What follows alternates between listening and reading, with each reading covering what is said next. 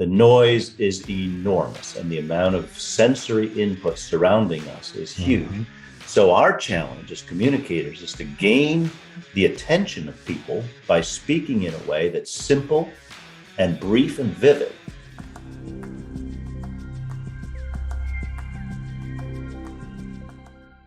Hello, everyone, and welcome back to the Leadership Jam session. Today's guest is Steve Woodruff, who's known throughout the business world as the King of Clarity. Steve has over 25 years of consulting experience in the life sciences training industry, and Steve's expertise is vast, specifically when it comes to communications training, network building, and personal branding, which makes him a very well-respected speaker and workshop facilitator. Steve is also the author of the Amazon best-selling book, Clarity Wins. Get heard and get referred. Steve, welcome to the Jam session. Rob, it's great to be here with you. Yeah, we've known each other for a number of years. It's got to be probably close to 10 years now. Yes. Yeah. It's a kind of a small world of commercial pharmaceuticals where you and I met when you were at one particular pharma company, and people move around from company to company, move into the industry, out on the consulting side, back in. So there's this, you hang around long enough, you get to know a lot of people. That you do. Yeah. It's kind of hard. It's a hard time to even keep track of where people are and, you know, they move around a lot, but it's good that we've stayed connected over the years. And as I said in the opening, you have a tremendous amount of experience and somebody who I've reached out to for advice. I view you as a trusted advisor. In fact, I've even brought you in to work with some of my clients. Yes. So, yeah. So it's great to get you on here as a guest. And I know we want to talk a little bit about your book, Clarity Wins. I've got to ask, though, what was the inspiration behind the book?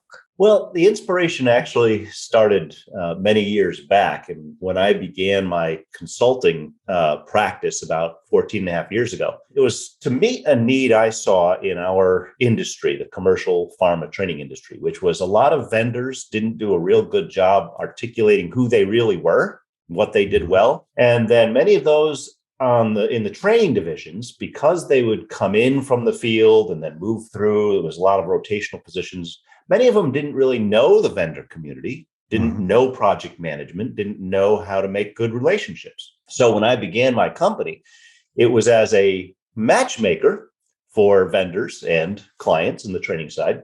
But I would help the vendors with their branding and messaging because they were awful at it by and large. And then I began to see that maybe the people on the training side could use some instruction in vendor management, project management, things they weren't really trained on as salespeople. So I began to facilitate workshops on this whole vendor client relationship, as well as creating new relationships.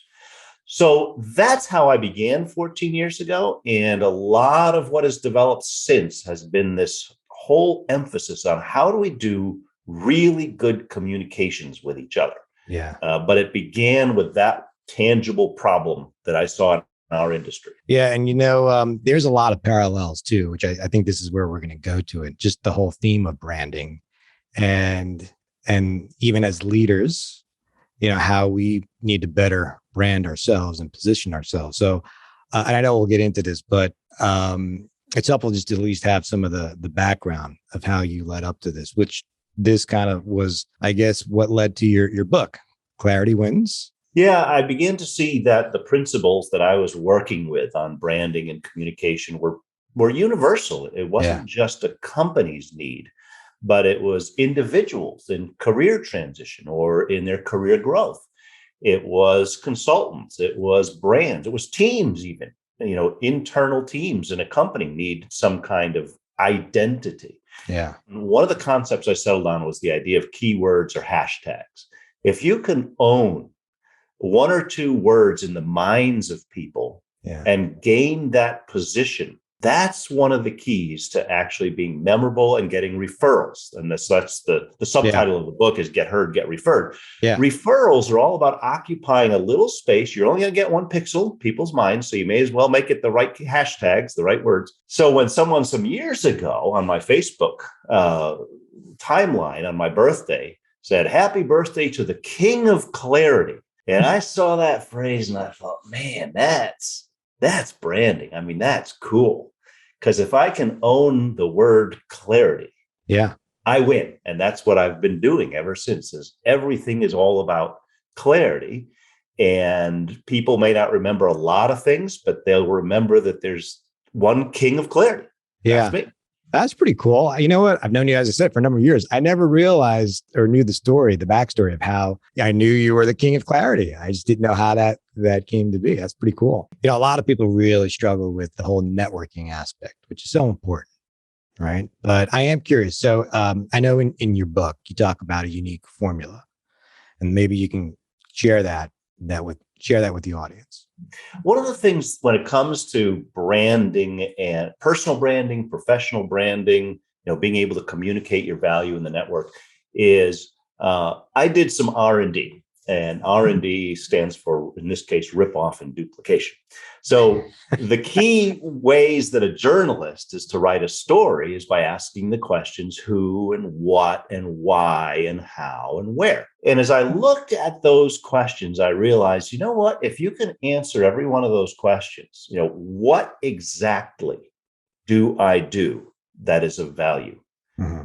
For whom? Who is my exact target audience? It can't be everybody or every company in the world. So who is the niche? How? What's the magic superpower that I bring to bear? Am I local? Am I global? Am I physical? Am I virtual? Am I in this sector, in HR, or am I in sales? Or where am I located? And then why? What is the felt pain that I'm trying to solve? And so part of the branding exercise I go through with every individual that we do this with, as well as companies, is if we can answer those questions, we've got the foundation of a brand. We can take all that stuff and now we can market, because now we know where we're heading, where we're going, what our position is. Walk me through that a little bit more, right? So when you're working with individuals, where do you think they struggle with the most when it comes to this? Individuals suffer from what I call just another syndrome, and so do businesses, which is unless you, and I have a bird over my shoulder that I use to illustrate this. Uh-huh.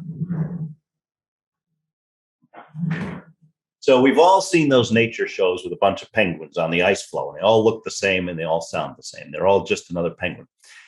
And as professionals, particularly in a large company, we're just another sales rep, just another trainer, just another marketer, until we have found a way to lift ourselves above all the other penguins by saying, this is my unique value. This is my superpower. This is where I'm going. So the big step that a professional has to take is to say, I'm going to be in charge of the direction I'm taking, and I'm going to build my career on who I am and what my unique abilities and gifts and skills are. And then I'm going to put that into words so I don't just sound like one more person saying the same thing, results-oriented professional. That's won President's Award. Right. That's all commodity language. Yeah. And we need to get away from that and to be very specific so that people can understand, oh, Rob's all about that. Yeah. Steve's all about that. Colleen's really special with that. And many times we don't recognize our strongest suit because you can't read the label of the jar you're in. Other people have to help tease it out and bring it to the surface and say, look, this is really where you're strongest. And that's one of the most fun things I do, is sit down with people and in an hour and a half, 2 hours, hold up a mirror and say, is this who you are? And then go, holy cow, there it is. Yeah. But no one had ever helped bring it all out and systematize it. Yeah. Because I guess, we're just too close to it, right? We are. We can't. I cannot. I can't read the label of jar I'm in. I have other people help me keep my head on straight because I twist myself around all kinds of axles too. Right. And what happens if people don't like what they see in the mirror? I'm sure that hinders people as well. Not when we're working on strengths. So what I do is I'm going after strengths. I'm going after, what are the things you do really well? What are the things people have said you're really good at? What are the things that get you juiced up?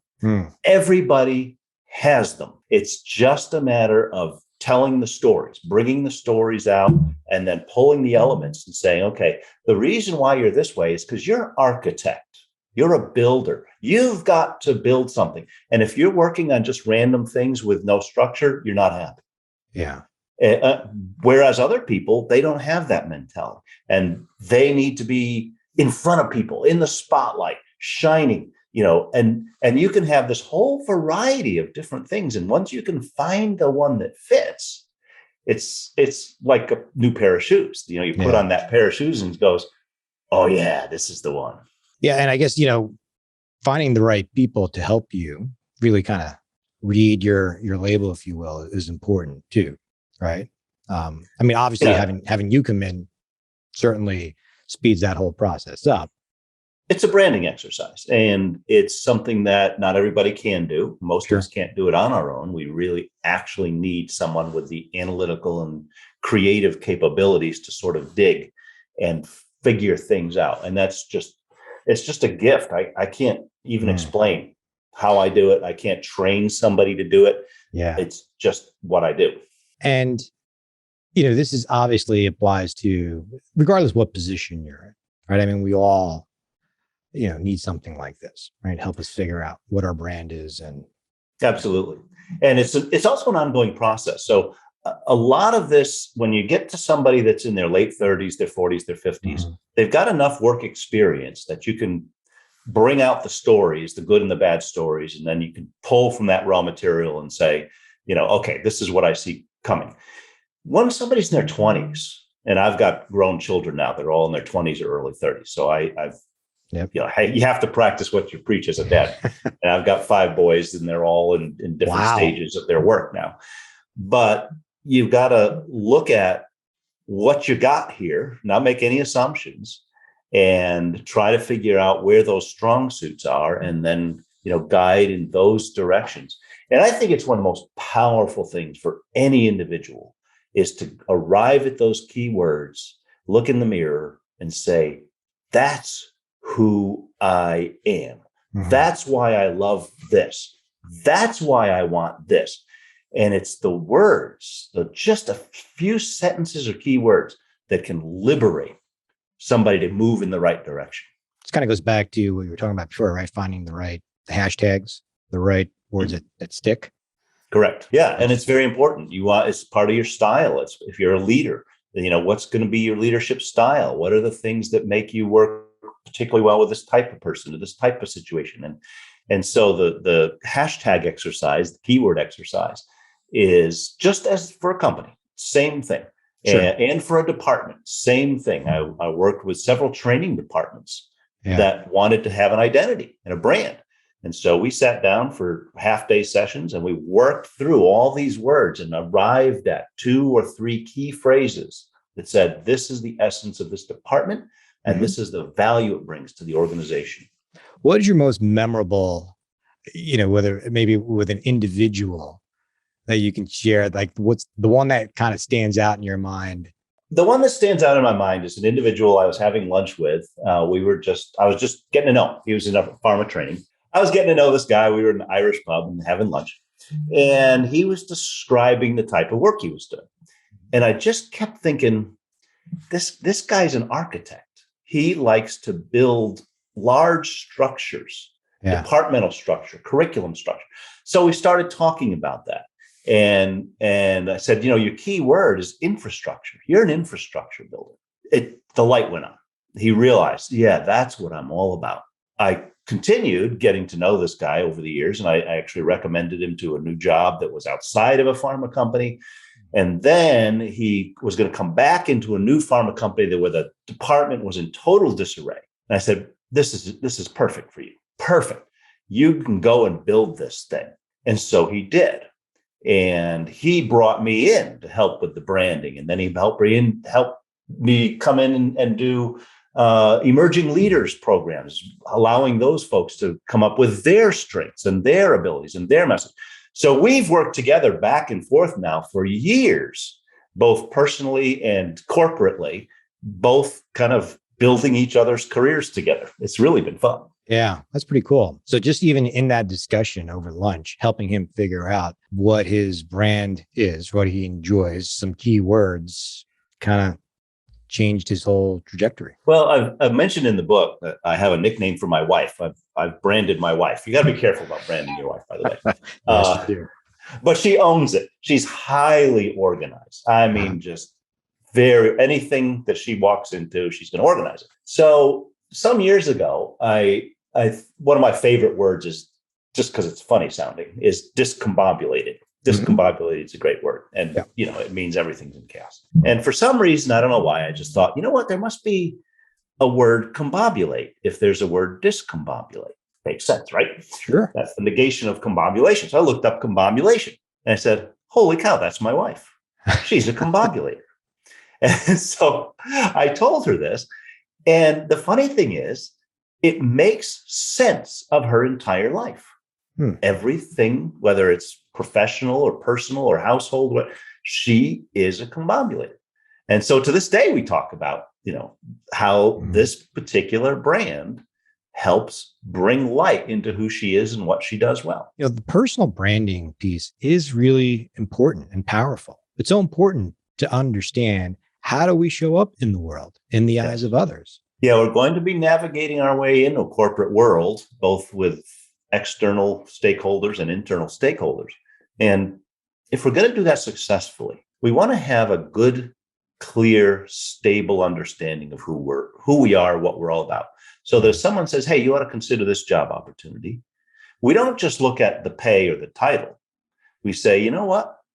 That's not in my sweet spot. I'd hate that. Or you get a job offer from a company, but you really need to be in a big company with a lot of support. And this is a startup. And they drive you insane, or vice versa. Right. You're insane in this big structured company and you need the creative ferment of a startup. So part of what I do in talking to people is, what's the environment that you thrive in too? It's not just your strengths, it's the environment and it's the type of challenge that you want. Sure. But what I see a lot, I'm just curious to get your thoughts, is many of them struggle with, even once they understand their brand and their strengths, they still struggle with separating themselves, or the networking piece. Yes. For emerging leaders is so important to, make sure you're not out of sight, out of mind, if you're looking to advance ahead and take over a team one day. When I work with emerging leaders, I talk about networking techniques. And so some of it is as simple as, here's the best way to construct a LinkedIn profile or a resume so that you can get to the point and tell people quickly what you're all about, because there's a lot of generic commodity language that people use on LinkedIn or resumes that makes them this guy. So we've got to work on that. But then there's the magic part of networking, which is building relationships. And not everybody's great at that naturally. I'm an introvert, so I've had to learn it. I have disciplined myself to learn to network assertively. But, I'd rather go off in a corner with a fire and a pipe and a book and just sit and read. That's me. Yeah. And so one of the things I've developed for people as far as networking is, look, if you want to be a great networker, I don't care whether you're an introvert, extrovert, whatever. There's one particular skill that if you master this, and it's so easy, you'll be great. And it's called story asking. So we all know about storytelling, and storytelling is an important part of branding. One of the things I work with on people is their stories. Okay, so here's the essence, here's your brand, here's your direction. Let's marshal the stories that illustrate this so that when you tell people, you can pull back stories and say, and that's why I did this. That's why this worked. Stories are very powerful. They are, yeah. And that's an art. That's an art in itself too. Storytelling is awesome. And the human brain and everything I do based of clear communications is brain-based. It's how the human brain wants information is the core of all the clarity formula that I've developed. All the things I do around clarity is the brain, and the human brain loves stories. But also people like to tell their story. And so one of the things I'm good at as a networker is I do story asking. I ask people their story. I'll even sometimes just say, what's your story? And let them start. But usually I make it not quite as abrupt. I'll say something like this. So, you probably didn't in your high school yearbook say, I aspire to be a leadership podcaster and to work with emerging leader programs in corporate America. Right. So tell me, Rob, how did you get from there to here? And then just shut up. You win. Because once people start telling you their story, then you have more questions to ask. Well, why did you end up doing that? Or how did this happen? And you'll end up talking to this person. They'll realize 25 minutes down the road, they haven't asked you anything, but they love you now because you've been helping them tell their story. Yeah. So if you're going to be a great networker in an organization or even outside an organization, that's the one skill, hands down, story asking. And then after you ask their story, the second question that totally clinches the deal is to say, now, how can I help make connections for you? Who do you need to know? How can I refer you? Yeah. And if you can pull out stories and refer people, you make friends for life. I think what you just said is powerful. I don't think I've ever, heard it explained that way because, we fall into the trap of, many of us know the importance of telling stories. And for some, it's difficult, right? Others, it just comes out naturally. Others, it's not. And I think we do put a lot of pressure on ourselves that we have to tell our story, right? We have to get it out there. Networking is all about speaking and just, having these questions. I don't think I've ever made the connection to what you just said, because I'm an introvert too. I'm just like you. I'd rather just go, in a corner, pour myself a glass of scotch and just kind of decompress. And yet the story asking is such a great technique because it does take a lot of that pressure off you. All of it. It does. Yeah. And by the time you have been pulling somebody else out and they're finally ready for you to tell your stories, you already kind of know where their head's at and where their emotions are. And then it's much easier to tell your story. It's not just some manipulative technique. Right. Sure. This is great human relationship is what it is. It's, this is how to relate to humans. Yeah. Because you find common interest too, as you're talking, things you just, uncover things. Yep. And it does make it a little bit more natural when you take that approach. So if we're going to network, if we're going to be effective in an organization, we got to be memorable. And stories and keywords are memory things. And one of the other memory tools I talk about is symbolic language, which is using illustrations or analogies as symbolic language, because that will stick in the memory of people. If I say to someone, oh, you need to talk to Rob, he's the Mercedes of leadership podcasters. Okay. Wow. I'm using, whether or not it's true. I mean, thanks for the $50. It was really nice of you to pay me. Yeah. But good example though. I could put a whole paragraph of description, but nobody's going to remember that. They're going to remember, the Mercedes, this guy's quality, this guy's exclusive, this guy's cool. So the use of symbolic language as a communicator, as a trainer, as any way that we communicate, symbols and stories and snippets like hashtags, these are the great ways to get our message across into people's heads. Yeah, because it's just so much with all the information out there, all the organizational noise, is so much of what we say or do gets just drowned out. Right. Well, our biggest competition, I tell people, I don't care who you are, what company you're with, your biggest competition is the noise. The noise is enormous, and the amount of sensory input surrounding us is huge.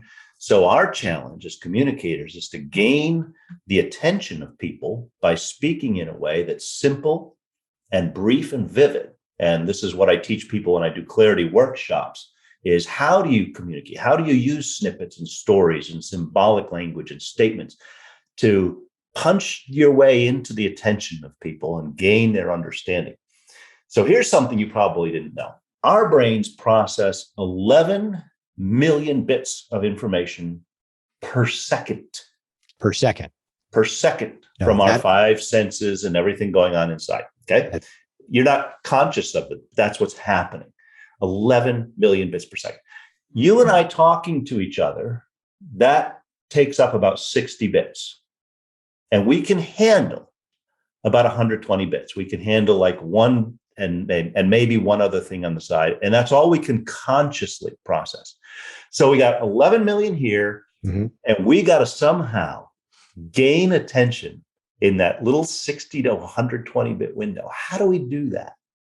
And this is where brain-friendly communication comes in. So I teach people about the reticular activating system, which is the brain's filtering mechanism, which takes all of that input, sorts it for relevance, and says, this is what you're going to focus on right now. This is the important thing.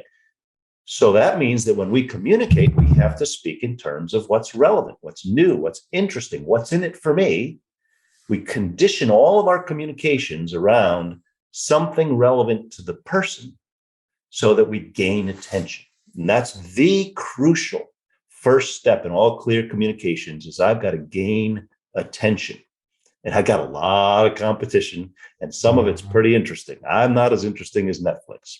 Sorry. So I better be really relevant. So is it fair to say then you really have to do your due diligence in knowing the party across from you or who the intended message is to make sure it's relevant to them? It's going to land. You've got to know the audience to some extent. I mean, there's only so much you can know. Sure. But you also have to know where you're going. I mean, what is the point you're trying to get to? The brain doesn't have time to sort through 25 points. Mm-hmm. So what's the point is the crucial thing. And the technique I encourage people to use in figuring out what that point is and gaining attention is, right now, this audience, it's a person or a group or whatever, they're thinking a certain way, they're feeling a certain way, and they're acting a certain way. How do I want them to think and feel and act based on this communication? What's the A to B shift that I'm aiming for? And when I can articulate the point B, the direction, the outcome, the goal I'm looking at, that's the point. Yeah. And that's what I bring to the surface in the email or the instruction or the beginning of the book or any communication. You bring the point to the surface so people can lock in and say, oh, that's where we're headed. If we just fill people's heads with a bunch of corporate noise, we got 11 million other things that are going to fill their minds. You know, what's interesting is I think this is very timely because this episode will air beginning of the year, which is where a lot of leaders take the time in January to meet with their teams to kind of talk about the vision for the year, right? What's the objectives for the year, you know, and everything you're saying, in my mind, at least, is great advice for leaders that are going to be addressing their teams as they kick off the new year. Is that fair? Part of leadership skill is being able to articulate very clearly the direction we're taking. So you've got to set the GPS. You've got to say, here's where we're going, and here's how we're going to get there. And many leaders are muddled. They may actually know kind of where they want to go, but the way they say it is all over the joint, and people don't process it. They can't read that mind. So I think one of the most important skills for a leader is how do we get people on the same page? And that's a communication and collaboration challenge. And I'll tell you what the biggest go-to for this is. Somebody's got to create the page. Yeah. We all want to be on nobody's creating the page. The page is a simple document that says, this is what this is about. This is what this meeting's about. This is what the goal is about. This is the responsibilities. This is it.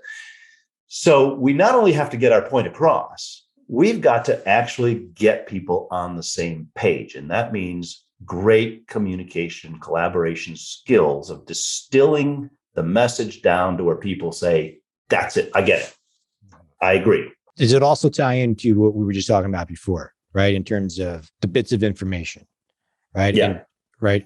I mean, I guess this is all even symbolic language. It's all kind of tying in together. Yeah. And a lot of my appreciation for this need for clear collaborative language came out of my doing workshops on vendor and project management, because what I saw happening was people would sit around in a room and they'd all sort of agree. They thought they would agree on what was going on, and words would be using sloppily. And then you walk out and 2 weeks later, it's like, didn't we actually, nobody put it down in a systematic, clear plan that everybody could understand. And so part of what I encourage people to do in vendor project management, really in any type of communication, is you've actually got to articulate exactly where this is going, including, what's the deliverable I'm expecting you to drop on my desk at the end of this $100,000 project. If we're not clear on the deliverable, we ain't clear on anything. Yeah, that's so true. If you were going to give advice in everything that we're talking about, if there was one thing that we have to get right, what would that one thing be when it comes to this? There are a lot of important things. Yeah. But the crucial thing that someone can walk away from this discussion and implement immediately is, can you, in the first 10 seconds of any meeting, any discussion, any email, get right to the relevant point? And by that, I mean the subject line of the email is in competition with everything else in that inbox. If the subject line of the email is, here's an update on some corporate crap, you're not going to gain attention. You're not going to get action. You're not going to get anything. So the art is, can we bring forward and distill the major important thing that will secure attention? If we don't secure attention, we got nothing. Yeah. You might have an incredibly valuable training course, but if you stand up in the first minute and bore everybody, you've blown your chance. That's so true. So it's that what I call the first moment of truth. If we can win in the first moment of truth, if we can get that 60 to 120 bits focused on us, now we got a shot. Yeah. I use this shortcut ARIA: attention, relevance, information, action. If you want to structure a good, clear communication, just use the ARIA framework. I got to get your attention. I got to show the relevance. Now I've earned the ability to give some information. And now here's the action. If you structure your emails that way, you win. I got to imagine that. That also probably applies if you're just meeting somebody for the first time, or like, is that, we talk about the elevator pitch. Is that a similar thing? So today I met somebody new in the coffee shop I went to. So a guy that I do know was sitting with a guy I don't know. And he introduced me, and the guy basically, well, who are you? What do you do? And I said, I'm the king of clarity. That's so awesome. I had his attention. Because if I just said, oh, well, I'm sort of an HR functionary sitting behind a gray suited drone, but if you come up with something unexpected or something kind of new or twisting or interesting, that's how you get attention. That's pretty awesome. I think that's a great example. When we kind of started the podcast introducing you as a king of clarity, and I think that story you just told pretty much sums up the importance of what you do and why you do it. And that definitely would have caught my attention if I was meeting you the first time. I appreciate you coming on and sharing all your expertise with my audience. And as I said, I've known you for a number of years, and even in this discussion, I've learned some great techniques as well. And we'll put all of your information in the show notes. That way, if anybody wants to reach out to you, highly encourage all of you out there who are struggling in some of these areas, and communication is everything. Definitely reach out to Steve, as he will bring you tremendous value.